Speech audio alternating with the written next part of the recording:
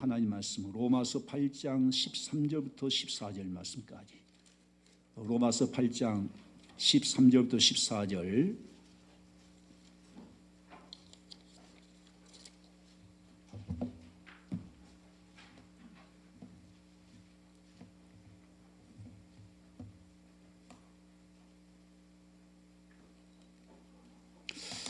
우리 찾았으면 우리 다 같이 일어나서서 믿음으로 하나님의 말씀을 받도록 하겠습니다. 너희가 육신으로 살면 반드시 죽을 것이로되 영으로서 몸의 행실을 죽이면 살리니 무릇 하나님의 영으로 인도함을 받는 사람은 곧 하나님의 아들이다. 아멘. 하나님의 말씀입니다. 자리에 앉으시기 바랍니다. 우리 함께 같이 기도하겠습니다. 좋으신 하나님, 은혜와 사랑을 감사합니다. 오늘도 하나님의 거룩한 백성들 믿음으로 또 하나님 앞에 나왔습니다. 예배 가운데 인도하신 하나님, 우리에게 한없는 하나님의 크신 은혜를 다시 한번 부어주시기를 간절히 소망합니다. 지난 한 주간도 우리의 가정과 또 가족들의 건강과 생명을 지켜 보호해 주셔서 감사드립니다. 날마다 때마다 또 함께 하셔서 또 우리를 지키시고 인도하신 하나님의 모든 은혜를 우리가 받게 하신 거 감사합니다. 하나님의 사랑과 은혜를 우리가 잊지 말고 항상 하나님 앞에 감사하고 영광을 돌리도록 또 이 시간도 하나님 앞에 마음을 다하여 귀한 예물 올려드립니다. 아버지 또한 성령 충만한 귀한 은혜 가운데 살게 하셔서 마음을 다하여 성전에 모이기를 힘쓰게 하시고 또 함께 아름다운 성도의 교제가 있게 하여 주옵소서. 오늘도 하나님의 언약의 말씀 따라 11조 예물 또한 하나님 앞에 올려드립니다. 모든 것 다 하나님에 속하였고 또 우리에게 주신 분도 거두하신 분도 여호와 하나님이시기에 우리의 모든 삶 가운데 하나님의 주권을 우리에 세우기 위하여 또 하나님 앞에 받은 것 감사함으로 또한 11조 예물 올려드립니다. 아버지여, 한 달 수고한 모든 열매의 첫 열매인 만큼 하나님께서 더욱더 복의 복을 더하시고 저의 모든 직장과 사업장과 저의 모든 생업 위에 또 가정 위에 하나님의 약속의 복이 이루어지셔서 하늘을 여시고 쌀 곳이 없도록 복을 허락해 주옵소서. 하나님 앞에 주신 복을 통하여 하나님 앞에 영광 돌리게 하시고 우리의 삶의 모든 목적이 우리의 주권자 되신 하나님 앞에 영광 돌리며 선교와 전도의 귀한 영혼 구원하는데 또 하나님의 나라 세우는데 귀하게 쓴바릴 수 있는 복된 자가 되게 하여 주옵소서. 또 하나님 앞에 받은 은혜에 감사해서 귀한 감사 예물 드린 손길이 있습니다. 제일 모든 마음속에 심령 속에 생활 속에 모든 것 하나님의 은혜로 되어진 걸 믿고 또 하나님의 은혜로 되어진 그 삶을 누리며 하나님 앞에 늘 매일같이 하나님 앞에 감사하며 하나님 앞에 영광 돌릴 수 있도록 은총을 베풀어 주시옵소서. 하나님 아버지, 이 시간도 예배 가운데 함께 하시고 다시 한번 우리에게 큰 은혜 주실 줄로 믿습니다. 아버지, 우리의 모든 삶 속에 하나님의 주권이 세워지길 원합니다. 그러기에 우리의 모든 되어진 삶들이 하나님의 은혜 가운데 되어지기를 원합니다. 하나님의 은혜 속에서 누리는 귀한 삶의 복된 삶이 되게 하여 주시옵소서. 아버지, 이 시간도 우리 가운데 함께 하신 성령님의 돕는 은혜로 사는 우리 모두가 될 수 있도록 성령 충만한 귀한 시간이 되게 하시고 무엇보다 이 부족한 종을 붙잡아 주시고 하나님의 진리의 말씀을 전할 때에 진리의 성령께서 친히 우리에게 깨닫게 하시고 믿게 해주시고 믿을 때 우리 아멘으로 하나님 앞에 영광 돌릴 수 있도록 인도하여 주시옵소서.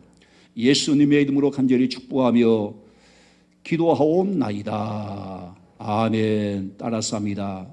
모든 것이 하나님께 속합니다. 우리가 하나님의 은혜를 누리며 살고 있습니다. 그 모든 은혜 또 하나님 앞에 감사하며 영광 돌립니다. 할렐루야. 이 믿음을 꼭 가질 수 있기를 바랍니다. 오늘 성령 강림주일인데 사실 신약이란 말이 새로운 약속이란 뜻이에요. 구약은 옛 약속이고 구약이 뭐라고요? 헌책이 아닙니다. 옛 약속. 신약은 새로운 약속인데 사실 구약은 하나님께서 우리 주신 약속 언약이 있어요. 그것이 뭔가는 율법이에요. 그런데 우리가 알듯이 율법을 우리가 지켜서 구원받을 수 있는 거 아닙니다. 율법은 다만 우리 죄를 깨닫게 하는 거고 하나님의 은혜 없이 살 수 없는 우리 연약함을 보게 된 거예요. 그래서 새로운 약속을 쓰는데 그것이 바로 신학의 원입니다. 신학에서 보면 우리 주님께서 하늘로 승천하시면서 따르는 500명의 제자들에게 마지막 주신 두 가지 약속이 있어요. 우리가 사도행전 1장에 보게 되면 첫 번째 약속이 뭐예요? 예수님께서 뭐라고 말씀하신 거는 너희는 예루살렘 떠나지 말고 아버지께서 약속하신 성령을 기다리라. 너희가 지금까지 세례 요한의 물로 세례를 받았지만 너희 몇 날이 못 되어 성령 세례 받으리라. 성령 보내줄 그 약속을 하셨어요. 그리고 또 예수님께서 무슨 약속 쓰면은 예수님이 올라가신 그대로 다시 오실 것을 제렘의 약속을 주셨단 말이에요. 그래서 신약이다 그렇게 얘기한 겁니다. 이 두 가지 약속인데 놀랍게 그 약속의 말씀 붙들고 그때에 열흘 동안 하나님 앞에 기도하다 마지막에 남았던 사람이 무려 120명이 된 거예요.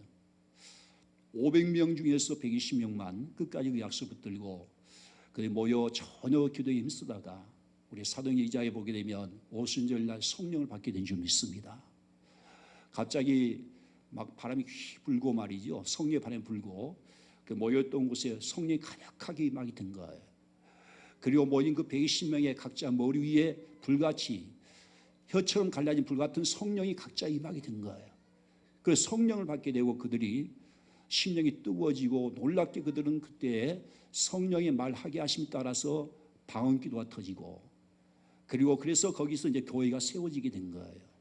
그리고 교회가 세워지고 그때 초대교회 성도들은 성령의 능력을 가지고 예루살렘과 온 유대와 사마리아와 땅끝까지 복음이 증거되고 오늘 여기까지 우리에게까지 복음이 전해지게 된 거예요. 그러게 우리는 주님의 약속대로 우리는 성령을 다 받습니다. 누군지 예수 믿으면 다 성령을 받게끔 되어 있어요. 왜 그렇다고요? 이것은 우리 주님의 약속이에요. 그래서 예수 믿는 자 속에 반드시 성령이 오시게 된 겁니다.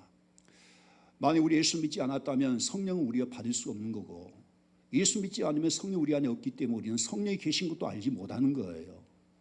그래서 요한복음 14장 16절 17절 말씀 보게 되면 예수님이 십자가에 죽기 이전에 마지막 제자들에게 고별 설교 중에 보면 내가 또 다른 보혜사 성령 너에게 보내주겠다 그러면서 그는 진리의 영이다. 세상 믿지 않는 사람은 결코 성령을 받지 못한다는 거예요. 여러분들 믿지 않는 자는 절대 성령 받을 수 없고 그리고 성령을 보지 못하고 알지도 못한다. 그러나 너희는 그 성령을 아나니 너희는 예수 믿는 너희는 성령을 아나니 그는 너희와 함께 거하시며 또 너희 속에 계시겠습니다. 우리 속에 오신 성령님 우리 안다는 거예요. 할렐루야. 그러므로 이 성령님은 불신자 속에 임한 거 아니고 예수 믿고 구원받는 우리 성도들 속에 성령님이 영원히 함께 하십니다. 믿는 자 속에 성령 오신다는 거예요. 그래서 여러분들 로마서 8장 9절 말씀도 보게 되면 따라서 합시다. 누구든지 그리스도의 영이 없으면 그리스도의 사람이 아니니라. 할렐루야. 여러분 그리스도의 사람이 뭐지요? 그리스도에 속한 자. 더 쉽게 말한다면 예수 믿고 그 예수님이 우리 주가 되셔서 내 안에 함께하는 그리스도의 사람을 말한 거예요. 그런데 놀랍게 성령께서는 우리 안에 정말 예수님과 더불어 우리 안에 영원히 함께 하신 거예요. 그래서 우리 안에 함께 하신 성령 때문에 우리가 예수 믿게 된 거고 그 성령의 은혜 때문에 우리는 죄에서 구원받고 우리가 거듭나고 그리고 예수님의 부활의 생명을 가지고 영생을 우리가 얻게 되는 거예요. 그 사람이 뭐라고? 그리스도인이다 그렇게 말하는 거예요. 그렇습니다. 우리가 열심히 교회 다니면 교인은 될 수가 있어요. 우리가 열심히 신앙생활하면 종교인은 될 수 있어요. 그러나 만약에 우리 속에 성령이 계시지 않는다면 그리스도의 영이 없다면 우리는 그리스도인이 될 수가 없는 거예요. 그 이유는 우리는 성령을 말미암지 않는 결코 예수를 믿을 수 없기 때문에 그런 거예요. 여러분 이 구원의 역사가 어떻게 이루어진 거 아십니까? 단순히 예수 십자가에서 죽으시고 부활했기 때문에 그것만으로 끝난 거 아니에요. 그래서 예수님이 하늘로 올라가시고 우리에게 성령에서 보내신 이유는 뭔가는 십자가에서 아무리 예수님께서 우리의 모든 구원을 위하여 못 박혀 피 흘려 죽으시 우리 죄를 담당해 놓았다 할지라도, 그리고 부활의 예수님이 살아계신다 할지라도 그 복음이 우리 속에 적용되기는 반드시 성령의 역사가 필요한 거예요. 여러분 생각해보시죠. 2000년 전에 십자가에 흘리신 예수의 피가 어떻게 우리의 효력과 능력이 있습니까? 어떻게 그 예수의 피가 우리의 모든 죄를 깨끗하게 할 수 있어요? 성령의 은혜 없이는 절대 불가능한 거예요. 죄로 말미암아 죽었던 우리 영이 어떻게 다시 새 생명으로 태어날 수 있습니까? 물과 성령을 말미암지 않으면 결코 거듭날 수 없다 분명히 말씀한 거예요. 여러분 그렇기 때문에 정말 예수 믿는 거 이건 놀라운 거예요. 여러분들 단순히 예수 믿었다 그걸로 끝난 문제 아니라니까요. 예수 믿었다고 하는 것은 기적 중에 기적이고 이것은 성령의 놀라운 역사요 성령의 능력인 겁니다. 우리가 말씀을 믿는 것도 마찬가지예요. 왜냐하면 말씀도 믿어진 것도 사실 보게 되면 성령 역사이기 때문에 그런 거예요. 우리가 요한복음 16장 13절 말씀 보게 되면 성령을 가리켜서 진리의 영이다 그랬습니다. 진리의 영, 말씀의 영이에요. 이 성령이 우리로 하여금 말씀을 인도하니까 그 말씀이 믿어진 것이지요. 할렐루야. 말씀이 그래서 믿어진 거예요. 여러분 우리가 성령의 도움 없이 말씀 자체를 믿을 수 없는 거예요. 우리는 처음 창세기 1장 1절 말씀 시작되지 않아요. 1장 1절 말씀에 뭐라 했어요? 태초에 하나님이 천지를 창조하셨느니라. 이 말씀도 시작된 것이 바로 성경 말씀인데 하나님이 이 세상 모든 만물을 창조하셨다는 거 믿어집니까? 그 믿어진 거 그냥 믿어진 거 아니라니까요. 우리가 믿는 하나님 아버지가 천지 만물의 창조주라는 거예요. 창조주 하나님 그분만 믿어진다면 성경 어떤 말씀도 못 믿을 거 뭐 있어요 여러분들. 아니 말씀과 이 세상 모든 우주 만물 창조하신 그 하나님이 우리 아버지라면 믿지 못할 말씀이 어디 있겠습니까? 그런데 사실 놀랍게도 우리가 믿는 하나님이 창조주 하나님 믿게 된 것은 이건 놀라운 성령의 은혜란 말이에요. 그뿐만 아니죠. 창조주 하나님 믿어지니까 그 이후에 모든 성령 말씀이 싹 믿어지는 거예요. 아담과 하와가 범죄함으로 그 아담 한 사람의 범죄 때문에 이 세상 죄가 들어오게 되고 그 죄로 말미암아 우리가 죄인이 되었고 그래서 우리는 그 죄로 말미암아 영원 지옥 갈 수밖에 없는 타락한 죄성을 갖고 있다는 거 믿어지지 않아요. 그러니 정말 성령의 은혜 없이는 정말 예수님의 십자가의 구원의 은혜 없이는 절대 우리는 구원받을 수 없다는 걸 우리는 깨닫게 되는 거고 그래서 십자가의 은혜 앞에 우리는 무릎 꿇고 우리 죄임을 깨닫고 그래서 예수 믿는 거 아닙니까 여러분?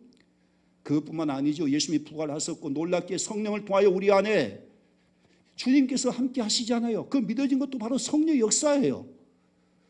결코 사람의 죽은 거 끝난 것이 아니라 죽은 이후에 있을 영원한 천국과 지옥이 있다는 거 믿어진 것도 성령의 역사예요.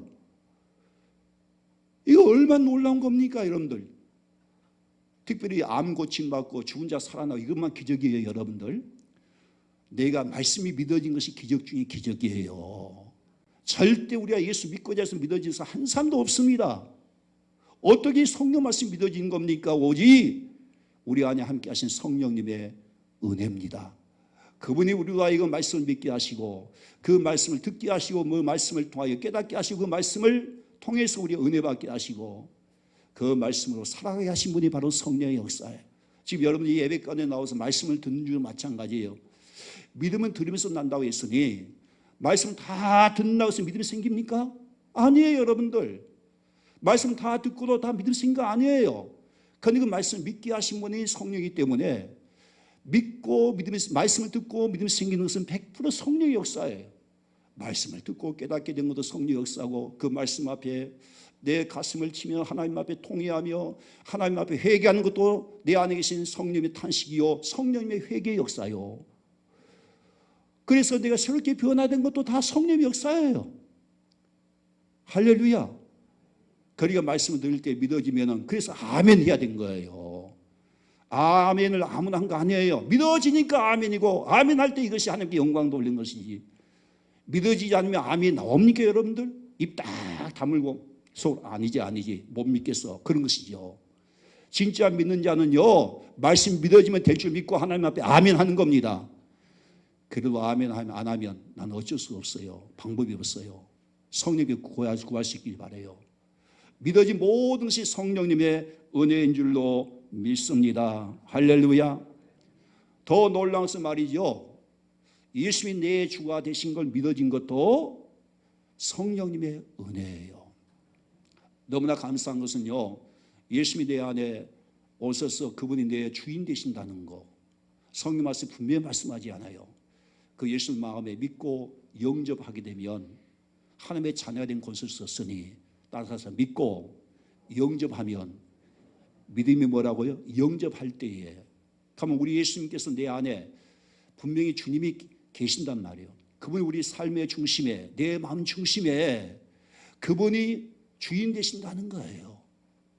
그래서 우리는 예수님 주라고 고백하는 건데, 이 주라고 고백하는 것은 입술만 주여 주여서 천국 간 거 아니라니까요. 진짜 예수님이 내 주인 되셔서 우리 모든 삶에 예수님이 주권자 될 때에 그 믿어지는 것이 진짜 예수님 주라고 고백하는 자입니다. 우리 로마서에 보게 되면요, 마음으로 믿어 의에 이르고 입으로 신하여 구원받는다는 말이 나와요. 입으로 예수를 주라고 신한다는 것은 그냥 되어진 거 아니라니까요. 그때 로마 시대에 했던 말이죠. 오직 황제, 로마 황제, 가이사 황제 외에는 결코 주라고 부를 수가 없어요. 만약에 가이사 황제 외에 주라고 한다면 그때 붙잡아 그들을 사자밥이 되어 주기로 하고 불에 태워 화형을 시켜 주기로 하는 거예요. 그런데 놀랍게 우리는 초대교회 성도들이 끝까지 예수를 부인하지 않습니다. 황제 우리 주가 되지 아니하고 오직 예수 그리스도가 지금도 살아계셔서 우리 안에 오셨고 그분이 우리의 주인 되십니다. 오직 주님만 예수님만 우리 주 되십니다. 이것이 마음으로 믿어 의에 이르고 입으로 시인하여, 입으로 뭐요? 주라고 시인하여 구원받는다, 그런 뜻이란 말이에요. 입술만 주여 주여 안 해요. 실제 보면. 아니 그렇게 어떻게 사자 밥이 될 그런 상황에서 끝까지 예수를 주라고 신할 수 있는 겁니까? 사실 그 인간의 생각 그렇게 끝까지 예수를 주라고 신할 수 있어요? 아니에요. 놀랍게 우리 안에 계신 성령 그분께서 끝까지 믿음을 지키게 만들고 우리 안에 계신 성령님이 우리로 하여금 주라 신게 하신다는 거예요. 그래서 여러분들 우리가 고린도서 12장 3절 말씀 보면 하나님의 영으로 말미암지 않고는 예수를 주라 신할 수 있다 없다? 절대 없다는 겁니다. 할렐루야. 그러게 진정으로 성령 우리 안에 계심으로 우리 안에 예수님이 주가 되셔서 우리 모든 삶의 영역에 예수님이 우리의 주권자 되심을 믿게 되는 거예요. 그 예수님이 우리 인생의 주인 되신다는 거, 이 믿어진 순간부터 우리는 인생이 그래서 복된 겁니다.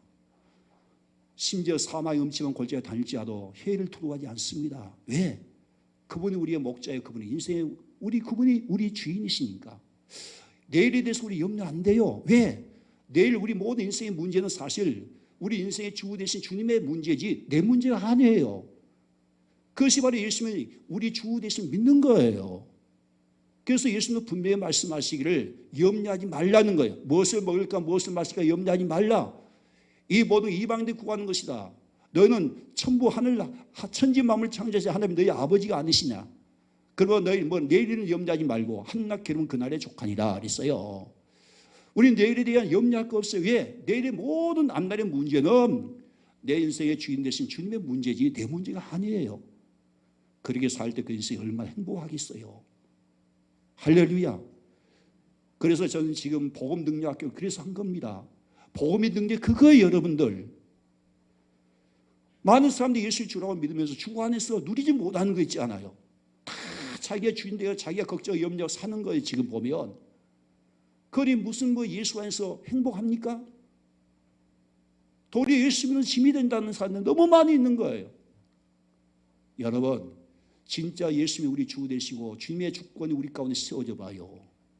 놀랍습니다. 그때부터 하나님의 은혜로 되어 우리가 믿게 되는 거고 모든 것 그저 하나님 앞에 감사뿐이에요. 할렐루야. 그렇게 역사하신 분이 누구라고요? 성령님이라는 거예요. 성령님이에요. 그뿐만 아니에요. 하나님을 아버지라 부르게 하신 것도 성령의 역사라는 거예요. 오늘 말씀 그 밑에 보게 되면 로마서 8장 15절 16절 말씀 봐봐요. 너희는 다시 무수한 종의 영을 받지 아니하고, 우리 무수한 종의 영 사탄의 영을 받지 않았어요. 영은 분명히 두 가지 영이 있어요. 무수한 종의 영 사탄의 영이 있어요. 믿습니까? 아니면 양자의 영 하나님의 아들 되하신 영이 있어요. 그래서 우리는 두루하는 무서움의 영 귀신의 영을 받지 아니하고 누구의 영을 받았으므로? 양자의 영을 받았으므로. 우리 박양자 원사님 그 이름이 얼마나 좋은데 이름을 또 바꿨어요. 좀 바꾸지 마시기. 이 양자가 말 참 좋은 말이 우리 권사 이름을 바꿨더라고. 제가 여러분들 이름을 바꿨으니 알려드리기 위해서 얘기한 거예요. 서진이다, 박서진이. 박서진, 물론 그림도 좋지만은 이름을 개명했대요. 그래서 여러분 그렇게 아시고 그렇게 부를 수 있길 바래요. 여러분 봐봐요. 로마서 8장 15절 16절 말씀 봐봐요. 너희는 다시 무수한 종의 영을 받지 아니하고 양자의 영을 받았으면 우리가 뭐요? 아빠, 아버지라 부르짖느니라. 우리가 하나님을 아버지라 부르짖고 하나님 앞에 기도할 수 있는 거 그냥 여러분 기도한 거 아니라니까요. 오직 우리 안에 계신 성령님이 우리가 힘들고 지치고 고나고 또 우리의 슬픔에 있고 사방으로 우리의 싸움을 당할 때 우리 힘으로 안 될 때에 그때 우리 안에 계신 성령께서 누굴 찾게 하신 거예요? 하나님 아버지를 찾게 하신 거예요. 때로는 너무나 고통 가운데 잠을 못 잘 때에 힘들 때에 슬픔 가운데 있을 때 그때 우리 안에 계신 성령님이 우리로 하여금 하나님 아버지를 찾게 하시고 기도하게 하신다니까요. 그때 우리가 하나님 아빠 아버지 눈물만 흘려도 그 주님께서 우리를 반드시 도와주시는 거예요. 이 성령의 역사예요. 만약에 여러분들이 기도 중에 하나님 아버지 혹은 아버지 하나님 그렇게 부를 수 있다면 그것은 여러분 안에 계신 성령님의 증거인 것입니다. 성령의 증거예요. 성령이 우리 눈에 보이지 않지만은 바람처럼 보이지 않지만은 이 모든 것이 우리 안에 성령이 계신다는 증거인 줄 믿으시길 바랍니다. 할렐루야. 왜냐하면 우리 육신이 연약하기 때문인 거예요. 우리가 때로는 우리 인생 길지 않아요. 때로는 마치 말이죠. 자동차가 이렇게 고속도로를 달리면 길을 벗어나면 그때 우리는 추락하여 전복하여 죽습니다. 우리 인생도 마찬가지예요. 우리 인생이 얼마나 연약한지. 이 육신이 연약함이 있기 때문에 육신 때문에 우리는 넘어지고 육신 때문에 우리는 또 지치고 육신 때문에 때도 우리가 죄 짓고 온 거예요. 그 육신도 살면 다 그렇게 하나님께서 원하신 길을 갈 수 없어요. 분명 예수 믿는 그 길이 축복된 길이고 비록 그 길이 좁고 협착하지만 그 길만은 우리의 생명의 길이고 길이요 진리의 생명의 길인데 그런데 우리가 사실 육신이 연약함 때문에 자꾸 우리가 그 길로 빠진 거예요. 그래서 자꾸 우리 육신의 정욕 따라서 우리가 죄 짓고 그래서 결국 육신의 정욕으로 살면 결국 마지막에 먼 거는 사망이기 때문인 거예요. 그래서 우리 육신의 연약함을 아신 우리 주님께서는 우리 육체 가운데 성령을 보내주시게 된 겁니다. 오늘 그래서 오늘 말씀 보게 되면 하나님의 자녀들은 성령 인도를 받게 될 것을 분명히 말씀하고 있는 거예요. 우리 다시 한번 오늘 보면 14절 말씀 봐요. 무릇 하나님의 영으로 인도함을 받는 사람은 곧 하나님의 아들이다 그랬어요. 성령의 인도함을 받는 사람이 하나님의 아들이다. 이걸 바꿔서 말씀드리면 하나님은 우리가 자녀이기 때문에 성령께서 반드시 우리와 함께 하셔서 우리를 인도하신다 그 말이에요. 할렐루야. 그러니 우리 인생길이 아무리 힘들고 고달프고 때로는 고독하고 애롭고 때로는 우리가 인생의 무거운 짐 때문에 우리가 지치고 고난다 할지라도 그때 우리는 고아처럼 홀로 아니에요. 분명 여기 보니까 하나님의 자녀들에게 성령이 함께 하신다 분명히 말씀하고 있단 말이에요. 할렐루야. 성령 우리를 돕는 보혜사예요. 때로는 우리가 앞이 캄캄하고 답답할 때 성령님은 우리의 상담자가 된 거예요. 이것이 보혜사 그런 뜻이거든요. 때로 우리가 너무나 큰 슬픔에 젖어가지고 헤어나올 수 없는 그런 상황이 있을 때 성령께서 우리 안에 오셔서 우리도 하여금 위로의 신분이에요. 위로자 바로 보혜사예요. 할렐루야. 파라클레토스 이 보혜사 말이 그런 말이란 말이에요. 그러니까 하나님 결코 우리를 고아처럼 홀로 버려두지 아니하고 그래서 우리 안에 성령을 보내셔서 우리를 지키시고 보호하신다는 것을 분명히 말씀하고 있는 겁니다. 그 이유가 뭐라고요? 우리 육신이 연약하기 때문에 그런 거예요. 자동차가 고속도로를 벗어나면 추락하고 결국 거기에 끔찍한 일이 벌어진 것처럼 사실 우리 인간도 마찬가지예요. 우리의 육신의 본성과 이 죄성 따라 가게 되면 마지막은 결국 뭡니까? 멸망밖에 없거든요. 그래서 우리가 결코 세상 잘못된 길로 빠지지 않도록 멸망의 길로 빠지지 않도록 우리를 올바른 길로 인도하신 분이 성령님이에요. 그분 성령님을 우리가 붙들고 나가다 보면 우리는 마지막에 뭡니까? 힘들고 지친다 할지라도 결국 마지막은 주님이 계시고 거기에는 천국이 있단 말이에요. 그래서 우리 육체 가운데 성령을 보내주시게 된 겁니다. 오늘 말씀 우리 함께 봐봐요. 13절 말씀 말했습니까? 너희가 육신도 살면 반드시 죽을 것이도돼. 그래요. 우리 육신 따라 사게 되면 뭡니까? 고속도로를 벗어난 것처럼 우리는 반드시 뭡니까? 잘못된 길로 갈 수밖에 없는 연약함을 갖고 있다는 걸 말씀해 주는 거예요. 영으로서 몸의 행실을 죽이면 살리니. 할렐루야. 우리 함께 13절 다시 봐요. 시작. 너희가 육신도 살면 반드시 죽을 것이로되 영으로서 몸의 행실을 죽이면 살리니. 우리 어떻게 성령의 도움 없이 우리가 살 수 있습니까? 이렇게 해도요. 아니 성령의 도움 없이 어떻게 우리 살 수 있냐고요. 육신을 갖고 있는 우리 육신에 죄성이 있어요 없어? 있지 않아요. 육신의 정욕이 있어요? 있지 않아요. 안목의 정욕이 있지 않아요. 이성의 자랑이 있지 않아요. 성령의 돕는 은혜 없이 우리는 육신의 정욕으로 끌려서 살 수밖에 없는 연약한 존재이기 때문에, 그래서 우리 안에 성령께서 찾아와서 우리를 인도하신다. 어떤 자에게? 하나님의 자녀를 인도하신다는 겁니다, 여러분. 할렐루야. 하나님의 자녀를 인도하신 거예요. 요한일서 2장 16절 말씀 볼까요? 이는 세상에 있는 모든 것이 육신의 정욕과 안목의 정욕과 이생의 자랑이니. 이 세상에 있는 모든 것이에요. 밖에 있는 세상 모든 것이 우리를 뭡니까? 육신의 정욕을 자극하고 안목의 정욕을 자극하는, 또 이생의 자랑을 자극하는 거예요. 자꾸 우리를 끌어들이는 거예요, 그쪽으로. 그래서 우리 길가에 봐봐요. 다 육신의 정욕과 안목의 정욕에 잡혀서 세상 쾌락과 죄 짓는 걸 다 좋아하고요. 보는 것마다 음란한 것, 예쁜 여자만 지나고 다 그냥 저절로 가요. 안목의 정욕인 것이. 여기 남자를 그냥 그리 고루한 채 하지 마시고, 어쩔 수 없다니까. 안목의 정욕은요, 여러분들 드라마 그 안목의 정욕이에요. 드라마 여러분들 그 건재한 드라마 있어요. 다 불륜이지 않아요. 사랑의 불륜. 그런데 그것이 뭐 마지막에 궁금한지 꼭 끝날 때 보면 꼭 궁금하게 또 하지 않아요. 여러분들 안목의 정욕이 딱 붙잡히면 일주일단 그냥 그 다음에 무슨 장면이 나올까 뻔합니다. 그 불륜이에요. 다 보면 안목의 정욕에 붙잡히면 그렇게 된 거예요. 우리 학생들 봐요. 게임에 한번 빠져봐요. 안목의 정욕에 붙잡힌 거예요. 안목의 정욕이 왜 무서운? 안목의 정욕에 붙잡히게 되면은 그러지 않아요.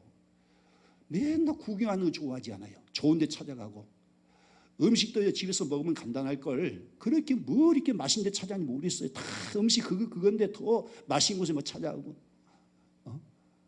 그리고 이 게임 하는 거, 그리고 무슨 뭐 야한 동영상 음미라 보는 거 보면 안 빠져요. 여러분 다 빠지지 않아요. 거루한 채 하지 마세요. 이 안목의 정욕이 있기 때문에 그런 거예요. 안목의 정욕에 붙잡히게 되면 제일 먼저 우리가 어떤 현상이 일어난 거는 전두음이 있어요. 이 전두음이 무너져요. 파괴돼요. 이 전두음이 왜 중요한 거는, 이 전두염은 우리가 하나님을 깊이 만나고 영성이 회복되고 주의 음성을 듣는 거예요. 깊이 연구하고 관찰하는 거예요. 그 보는 이 안목의 정욕에 딱 붙잡히면요, 우리 머릿속에 깊이 연구하고 묵상하는 거 있습니까? 성경 보고 묵상하는 거 있겠어요? 그래서 안목의 정욕이 결국 이 사탄이 역사한 거예요. 게임 중독에 한번 빠져보시오. 그 애들은 여 앉아 있을 수 없는 거예요. 예배가 완전부조하는 거예요. 왜? 전두함이 무너지니까 한 거예요. 이 전도는 사실 우리가 주님과 영적 만남, 깊은 사귐, 묵상 이런 역사가 있는데, 이것이 무너져 버리면 결국 주님과 멀어지고 우리는 육신에 보는데도 말이죠. 보는 것만, 마치 영상을 보듯이 이렇게 드라마를 보듯이 보는 것만 쫓아가는 거예요. 그래 영적에서 소홀할 수밖에 없는 것이에요, 여러분들. 이 안목의 정욕이요. 그럼 이세인 자랑이 없습니까? 뭐 조금만 좋은 거 있으면 막 자랑하고 싶지요. 남편이 이번에 무슨 생일 선물로 뭐 좋은 뭐 다이아몬드 하나 줬어.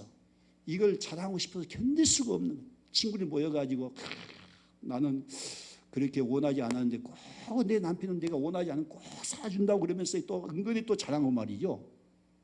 자식 자랑하고. 이건 다 이생의 자랑 아니에요, 여러분? 오직 우리 안에 성령이 계시고 그분을 통해 예수님이 우리 주권자 되신다면 무엇을 하든지 하나님께 영광을 돌려야 되는데, 우리의 이 사탄의 역사에서 안목의 정욕과 일생의 자랑과 육신의 정욕이 잡혀버리면 결국 우리 속에 하나님의 주권이 세우지 않습니다. 주권이 세우지 않는 거예요. 하나님이 우리를 창조하신 목적이 무엇입니까? 모든 거 하나님의 은혜로 되어진 걸 이거 아니에요? 천지 모든 마음을 창조하신 그 하나님, 그분의 은혜 없이 살 수 없는 존재 아닙니까? 지난주에 말씀드린 같이 우리가 주님께서 주신 은혜 없이 누가 살상 누가 있어요? 생명도 그렇지만은 먹고 사는 거 그러지 않아요. 공기 마시는 거, 우리가 물을 먹고 하나님 만드신 땅에서 우리가 사는 모든 거 봐요. 하나님께서 주신 공부, 하나님이 주신 그 은혜 없이 우리가 어떻게 살아요? 그래서 우리 인간을 창조하셨는데 많은 사람들이 하나님의 축복이 무너지면 내 멋대로 살아가는 거예요. 내 멋대로 내 인생 살아가는 거예요. 그 속에 성령의 인도가 내 안에 예수님 계시고 그거 나발이고 다 소용없어요. 다 자기 욕심도 사는 거예요. 그냥 욕심도 육신의 정욕 따라 그냥 이끌어 사는 거예요. 탐욕에 의해서 그냥 가지고 누리고 그냥 있어도 더 누리고 싶고 말이죠. 이것이 타락한 죄의 습성이란 말이에요. 그럼 그걸 어떻게 우리 힘으로 이길 수 있습니까? 천하 장사도 못 이겨요. 다윗도 그 육신의 정욕에 의해서 그가 무너져서 우리아의 아내 바세바를 범했어요. 삼손 그 거대한 힘의 장사 삼손도 순간 육신의 정욕에 무너진 거예요. 그럼 우리라고 별 수 있습니까? 아니에요. 그러기에 말세에 이 신학에 와서는 성령 우리 육체 가운데 부어주시게 된 겁니다. 우리 믿는 자 속에 성령 그래서 찾아오시게 된 거예요. 할렐루야. 믿습니까? 성령 그래서 우리에 찾아오셨단 말이에요. 그래서 오늘 본 말씀에 13절 말씀에 너희가 육신도 살면 반드시 죽을 것이로되 영으로서 몸의 행실을 죽이면 살리니 그러기에 하나님의 자녀 우리에게는 반드시 성령이 있었고 그 성령이 우리를 인도하신다고 이렇게 말씀을 하고 있으니 그래 우리는 항상 성령에 민감하고 성령의 인도를 받아야 되지 않겠습니까? 내가 주인된 순간부터 나는 육신의 정욕에 매여서 살 수밖에 없는 거예요. 그러나 분명히 예수님이 내 안에 계시고 성령이 내 안에 계시는 걸 믿는다면 우리는 오직 성령에 민감하게 반응해야 되는 거예요. 성령이 어떻든 돕는 은혜 가운데 살아가려고 해야 되는 거예요. 하나님 오늘도 내가 무너졌습니다. 또 내 속에 육신의 정욕 때문에 정말 내가 오늘 또 죄를 지었습니다. 그리고 주님 도와주십시오. 성령 은혜 없이 나는 하루 살 수 없습니다. 그렇게 살아가는 진짜 믿음의 성도지 내 안에 성령이 계신 것도 인정하지 않고 그냥 육신의 정욕도 그냥 죄 짓고 산다면 어떻게 그 예수 믿는 사람을 말할 수 있겠나라고 하는 거예요. 성령님은 오늘 말씀 26절 말씀 밑에 26절 말씀 보니까 성령도 우리 연약함을 도우시나니 우리는 마땅히 기도할 바를 알지 못하나 오직 성령이 말할 수 없는 탄식으로 우리를 위하여 친히 간구하신다. 우리 안에 성령님은 우리 연약함을 아시기 때문에 우리 육신의 연약한 이 죄성을 알기 때문에 그 말이에요. 우리가 넘어질 수 있어요. 죄 지을 수 있다는 거예요. 우리 하나님 그걸 인정하세요. 그리고 우리가 넘어지고 죄 지을 때마다 육신의 정욕에 의해서 우리가 정말 세상으로 빠져갈 때마다 우리 안에 계신 성령님은 탄식을 하신 거예요. 왜? 어떻게 우리를 구원해내려고 우리를 정말 축복된 길로 인도하려고 우리 안에 계신 성령 탄식을 하신 거예요. 탄식하면서 하나님 앞에 기도하는 거예요. 하나님, 아무개 집사 아무개 성도 저렇게 놔두면 안 됩니다. 저 멸망의 길로 가는 저 영혼을 구원해달라고 하나님 앞에 탄식하면서 기도한다는 거예요. 그 성령님의 탄식의 그 기도 때문에 오늘 우리가 하나님의 은혜로 존재하는 거예요. 만약에 성령님의 탄식의 기도 없이 우리는 다 죽을 수밖에 없어요. 다 멸망받습니다. 하루에 수도 없이 우리 죄 짓지 않아요. 사도 바울이 그래서 그가 깨닫는 것이 뭔 거는요, 성령님이 그 안에 함께 하시니까 그때부터 그가 깨닫는 것이 내 안에 두 가지 법이 있다는 건데 성령의 법이 있고 육신의 죄악의 법이 있다고 깨닫게 된 거예요. 성령의 법은 나로 하여금 말씀대로 끌고 가려고 하는데 이 육신의 법은 그렇게 하는 자꾸 날 사로잡아 끌어내리는 것을 내가 보았다는 거예요. 어떻든 하나님 앞에 가지 은혜 못 받도록 예배 못 드리게 하도록 우리 기도하지 못하게 하도록 자꾸 우리를 육신의 정욕 끌어내린 거예요. 그때 사도 바울이 깨닫는 오라 나는 공고한 사람도다. 누가 이 사망의 몸에서 나를 건져내라. 오라 탄식하는 거예요.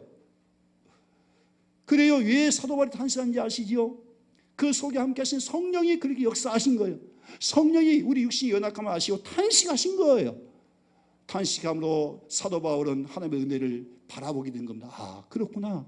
십자가 은혜 없이 나는 도저히 살 수 없는 존재구나. 내 안에 계신 성령님의 도움이 없이 나는 절대 내가 살아남을 수 있는 존재가 아니구나. 오라 나는 공고한 사람이로다. 누가 날 죄와 사망을 건지나 오직 예수님의 십자가 은혜밖에 없다는 걸 사도 바울은 그래서 십자가 밑에 무릎 꿇고 회개하는 거예요. 우리 안에 성령이 계시지 않으면 어느 누구를 회개하지 않습니다. 자기의 죄에서 눈물로 탄식할 수 없는 거예요. 탄식하고 눈물로 하나님 앞에 회개하는 것은 우리 안에 성령께서 역사하셔서 오직 하나님의 은혜 없이 살 수 없다는 깨닫게 하고 십자가 밑에 무릎 꿇게 만드는 거예요. 할렐루야. 사람이 짐승과 다른 점이 뭡니까? 짐승도 우리 똑같은 육체를 갖고 있어요. 단 우리 인간이 짐승과 다른 점이 뭐예요? 우리는 하나님의 영이 있다는 거예요. 전도서 3장 21절 말씀 볼까요? 인생들의 혼은 위로 올라가고 짐승의 혼은 아래 곧 땅으로 내려간 줄을 누가 알라? 짐승의 육신과 우리 인간의 육신이 다른 점이 뭐예요? 우리는 영혼이 있기 때문에, 영이 있기 때문에 우리는 죽게 되면 그걸로 끝난 거 아니잖아요. 우리 영은 반드시 하나님께 갑니다. 짐승은 아니에요. 그 짐승의 육체 우리가 달라요. 그들은 죽는 순간 그 짐승의 육체는 흙으로 그냥 가는 거예요. 만약에 우리가 하나님의 영, 성령이 없으면 우리는 그와 같다는 짐승같이 사는 거예요. 우리가 날마다 뉴스를 보게 되면 정말 끔찍해요. 아니 어떻게 사람이 저럴 수 있을까? 사건을 봐요. 어떻게 사람이 저렇게 끔찍할 수 있을까? 아니 어떻게 저렇게 포악할 수 있을까? 깜짝깜짝 놀랄 때가 있어요. 아니 짐승보다 더 무서워요. 때로는 사람이 사자, 멜소보다 무서워요. 왜 그럴 것 같아요? 하나님의 영이 떠나버리면 그 순간 우리는 육체의 본능 따라 사는 짐승 같은 존재가 되는 거예요. 그런 사람은 짐승같이 사는 거예요. 그냥. 왜 노아 홍수 때에 물로 심판받았을까요? 하나님의 영이 떠나고 육체만 남았기 때문에 그때 당시에 노아 시대 사람들이 다 짐승같이 변해버린 거예요. 여러분들 사도행 창세기 6장 2절 말씀 봐봐요. 하나님의 아들들이 사람의 딸들의 아름다움을 보고 했단 말이에요. 하나님의 아들들 누구죠? 셈의 후손들, 하나님의 택한 백성들이에요. 근데 그들이 말이죠, 불신자 사람의 딸들의 아름다움 보고 안목의 종이 딱 붙잡혀 버렸어요. 그 종욕에 끌려 그들을 아내 삼았다는 거예요. 그랬더니 놀랍게 3절 말씀 보니까 여호와께서 이르시되 나의 영이 영원히 사람과 함께하지 아니하리니 이는 그들이 육신이 됨이라 그랬어요. 그들이 육신이 되어서 하나님의 영이 함께할 수 없다는 거, 짐승같이 되었다는 거예요. 그들이. 저도 우리 믿는 성도들은 그러지 않아요. 창조 하나님이 계시고 그분이 우리 주권자고 그러지 않아요. 그분이 우리에게 주신 말씀도 있고 법이 있는데 그때 셈의 후손도 하나님의 택한 백성들은요 완전히 짐승처럼 변해버린 거예요. 하나님의 말씀 법도 없어요. 하나님의 주권도 없어요.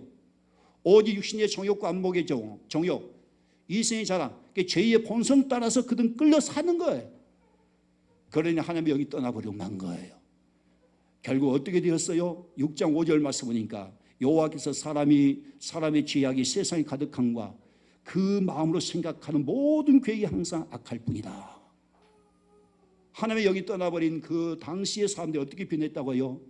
마음의 생각이 항상 악한 생각. 어떻게 하면 죄를 지을 수 있을까? 어떻게 하면 육신의 쾌락을 지킬 수 있을까? 어떻게 하면 음욕을 품을 수 있을까? 음란한 것, 불륜 저지르는 것, 맨 죄 짓는 것으로 교회 밖의 사람들이 바로 그렇게 사는 거 아니에요? 저는 모르겠습니다만은 오늘날 왜 성적이 타락한지 아세요? 너무나 세상적으로 타락한 거. 아니 세상에 결혼한 사람들이 애인이 없는 사람이 없다는 말이에요. 보니까 다 불륜을 저지르고 그저 쾌락을, 육신의 쾌락을 위해서 안목의 정욕을 위해서 살아가는 거예요. 불에 끼 없는 자동차처럼 말이죠. 제어가 안 되는 거예요. 끊임없이 이 욕망, 향락 이걸 제어할 수 없을 만큼 거기에 끌려서 빠져들어가는데 끝이 안 보여요. 오늘 이 세상이. 그러지 않습니까 여러분들? 여러분 어떻습니까 여러분들은? 결국 어떻게 돼요? 보니까 생각과 마음의 생각들이 항상 죄 짓는 쪽으로. 우리는 하루에 전문가들에 의하면 그런 말이 있더라고요. 하루에 우리 생각이 말이죠, 10만 번의 생각 왔다 갔다 하는 거예요. 끊임없이 생각 왔다 갔다 하는데 그 중에 생각이 50%는 마귀가 준 생각이에요. 육신의 생각, 죄를 짓는 거. 우리가 로마서에 보면 육의 생각은 사망이요 했어요. 그런데 또 50%는요 성령의 생각이에요. 성령의 생각은 생명과 편안 말씀한 거예요. 저도 우리 믿음의 성도들은 성령의 생각에 붙잡혀야지, 성령 우리 안에 계시지 않고 인정하지 않고 성령의 생각에 잡히지 못하면 우리는 다 하나같이 육신의 생각에 잡혀 우리는 거기에 끌려서 우리는 멸망의 길로 갈 수밖에 없는 거예요. 마음이 부패해집니다. 여기 창세기 6장 11절 12절 말씀 봐봐요. 하나님 앞에 부패하여 포악함이 땅에 가득하고 사나운 짐승같이 변해진 거 봐요. 그래서 사실 나중에 노아 홍수 끝난 다음에 방주에서 나온 다음에 노아가 하나님 앞에 제단 쌓고 그때 하나님께서 노아에게 주신 말씀 온 거는 그때부터 육식을 하게 한 거예요. 육식을 하되 피채 먹지 말라. 왜 피를 먹지 말라 했을까요? 우리가 태어날 때부터 우리 마음 생각이 악하기 때문에 그렇게 말씀한 거예요. 여러분, 사람이 짐승처럼 변해된다니까요. 짐승처럼 돼요. 그것이 바로 육신의 본성을 따라 살게 되면 그렇게 된다는 거예요. 하나님을 떠나면 그렇게 된 거예요. 그런데 노아는 그러지 않았어요. 노아는 창세기 6장 9절 말씀 보니까 노아는 의인이요 당대 완전한 자라. 그는 하나님과 동행하였으며, 노아가 하나님과 동행했다면 뭔 말일까요? 그 안에 예수님의 하나님의 주권이 분명히 세워진 거예요. 그리고 그 안에 하나님의 영이 함께 있다는 것을 말씀해 주고 있는 거예요. 노아는 오직 하나님이 함께 하신 그 영, 거기에 끌려 살았기 때문에 그때 당시 다른 사람과 달리 육신의 안목과 육신의 정욕과 안목의 정욕과 이성의 자랑에 이끌려 살지 않은 거예요. 오직 하나님의 주권을 믿었어요. 하나님의 주권을 믿었단 말을 어떻게 알 수 있는 거는 하나님께서 노아에게 120년 후에 심판이 있어서 분명히 말씀하신 거예요. 120년 동안 뭘 준비하라는 거예요? 방주를 짓는데 하나님께서 방주의 설계를 얘기할 때 보통 설계 아니에요. 단순한 설계 아니단 말이에요. 그 어마어마한 방주 짓는데 길이가 얼마고 높이가 얼마고 그 창문을 어디에 달고 그리고 뭐 3층 짓고 하는데 엄청나게 설계가 복잡한 거예요. 그러나 놀랍게 노아는 한마디 하나님의 말씀을 어김없이 다 지켜 준행하였더라. 그건 몇 년 동안? 120년이에요. 노아는 그 속에 하나님의 주권을 분명히 믿었어요. 모든 거 하나님의 뜻대로 되어질 거 믿었어요. 120년 후에 홍수가 있을 거 믿었단 말이에요. 하나님의 심판을 믿었어요. 그러기에 하나님의 말씀을 어김없이 지킬 수 있었던 거예요. 하나님의 주권을 세웠던 거예요. 그래서 창세기 6장 22절 말씀이니까 노아가 그와 같이 하여 하나님의 자기의 명하신 대로 다 준행하였더라. 이걸 가지고 창세기 1장 말씀 보니까 내 앞에 의로움을 내가 보았다. 이것이 하나님 앞에 의롭다고 이렇게 말한 거예요. 그때 당시 노아는 120년 동안 방주 지으면서 밖에 나가 세상 사람들에게 하나님의 그 심판의 경고의 말씀을 전했어요. 우리 베드로 후서 2장 5절 말씀 보니까 오직 의를 전파하는 노아라 그렇게 말씀한 거 보게 되면 노아는 끊임없이 120년 동안 세상 사람들의 하나님의 심판을 경고했단 말이에요. 그렇게 경고의 말씀 듣고 그때 사람들은 하나씩 뭡니까? 노아의 말을 믿지 않는 거예요. 하나님의 주권을 안 믿었어요. 뭐 하나님께서 무슨 심판이냐? 하나님의 심판 믿었습니까? 안 믿었다는 거예요. 그러니 그들은 방주를 준비하지 않는 거예요. 영적 깨어있지 않고는 오직 뭡니까? 먹고 마시고 즐기고 세상 쾌락과 학락을 위해서 쫓아간 거예요. 그래서 그들이 방주를 짓지 못해서 그들이 그래서 결국 홍수 심판을 받게 된 거예요. 그렇다면 우리가 마지막 때 어떻습니까? 주님이 오실 때도 노아의 때와 똑같이 그렇게 한다는 거예요. 우리가 마태복음 24장 37절 39절 말씀 봐요. 노아의 때와 같이 인자의 맘도 그러하리라. 노아의 때와 같이 주님께서 오실 때 같다는 거예요. 홍수 전에 노아가 방주에 들어가던 날까지 사람들이 먹고 마시고 장가되고 시집가고 있으며 지금도 마찬가지라니까요. 많은 사람들이 주님을 떠나 있고 주님의 주권에 세우지 않고 성령 우리 안에 내주하신 걸 믿지 않는 거예요. 그리고 자기 육신의 정욕대로 세상을 계속 죄짓고 음란한 짓을 하고 세상 욕심만 부리고 말이죠. 세상 쾌락을 위해서 바벨탑을 다 쌓고 있는 거예요. 그런데 주님께서 오실 때 그 바벨은 다 무너집니다. 바로 지금의 때와 노아의 때와 똑같다는 거예요.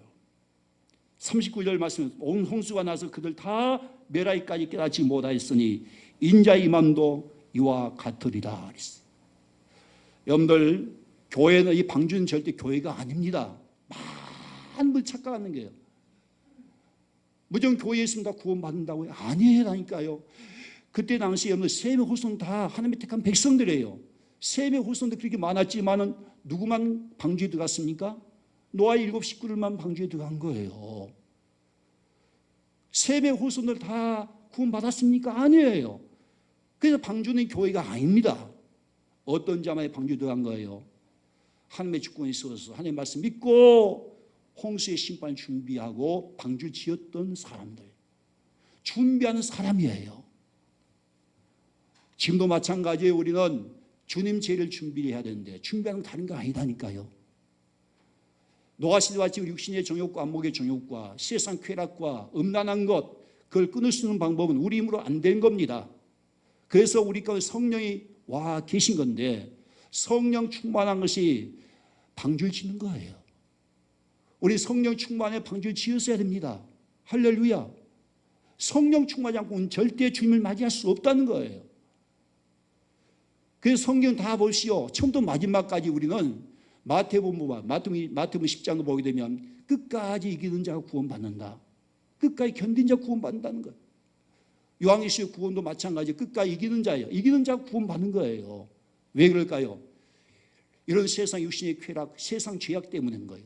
그리고 환난과 핍박이 있기 때문인 거예요. 그래서 성령 충만하면 그 모든 걸 끝까지 이길 수 있는 거예요. 아까 말씀드린 초대교회 성도가 지금 끝까지 예수를 주라고 믿을 수 있다는 거예요. 마지막 우리가 누가복음 21장 34절 36절 봅니다. 너희 스스로 조심하라. 그렇지 않으면 뭐예요? 방탕과 술 취함과 생활의 염려로 마음이 둔하여지고 뜻밖의 그 날이 덕같이 노아의 때같이 심판이 온다는 거 아닙니까?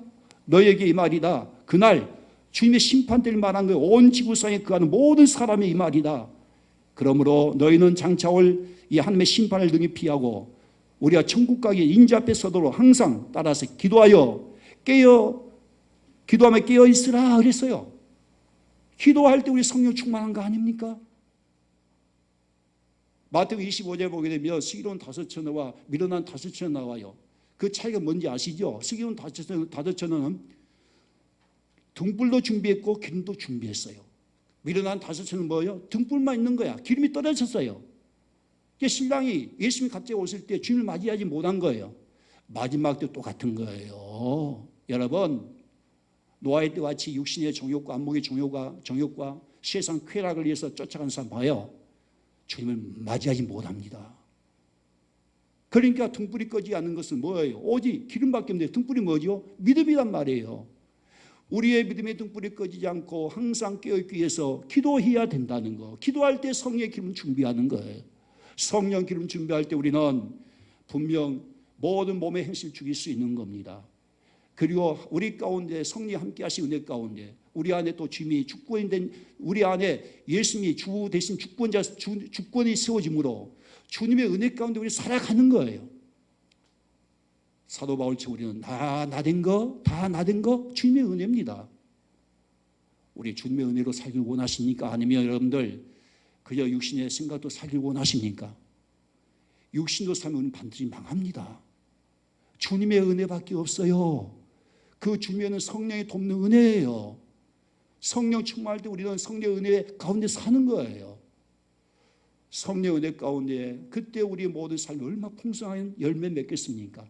성령 9가지 열매 맺는 삶을 살지 않겠습니까? 그러기 여러분들 하나님 앞에 기도하십시오. 힘들고 지칠 때에 고날 때에 하나님 앞에 기도밖에 없어요.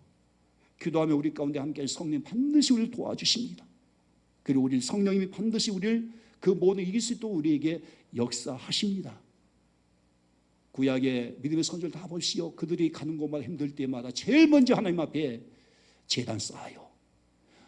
그때 제단 쌓으면 그 반드시 하나님의 불이 임했습니다. 그래 우리가 예배 가운데 불이 임해야 되는 거예요. 왜 우리가 하나님 앞에 예배드리는 겁니까? 왜 기도하는 겁니까? 성령이 거기 역사하기 때문에 그런 거예요. 그래서 우리 힘들수록 더 하나님 앞에 예배 제단 쌓으시고 더 하나님 앞에 기도하십시오. 그럴 때 분명 성령은 우리의 역사하시 성령의 불이 우리 가운데 임하시게 될 줄 믿습니다.